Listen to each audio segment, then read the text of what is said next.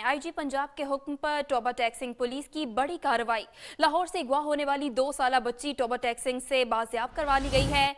मुलजिमान ने बच्ची को चूंग से अगवा करके 3.5 लाख में फरोख्त किया।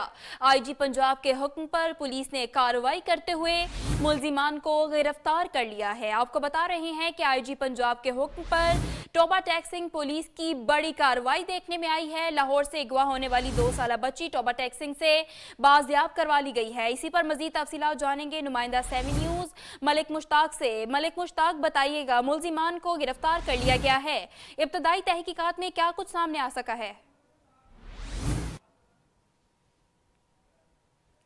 आपको बताते चलें कि आईजी पंजाब के हुक्म पर टोबा टैक्सिंग पुलिस की बड़ी कार्रवाई देखने में आई है। लाहौर से अगवा होने वाली 2 साला बच्ची टोबा टैक्सिंग से बाजियाब करवा ली गई है। मुलजिमान ने बच्ची को चून से अगवा करके 3.5 लाख में फरोख्त किया है। आईजी पंजाब के हुक्म पर पुलिस ने कार्रवाई करते हुए मुलजिमान को गिरफ्तार कर लिया है। दोबारा से रब्ता करेंगे नुमाइंदा सेमी न्यूज़ मलिक मुश्ताक से। मलिक मुश्ताक, बताइएगा, मुलजिमान को गिरफ्तार कर लिया गया है, इब्तदाई तहकीकात में क्या कुछ सामने आ सका है?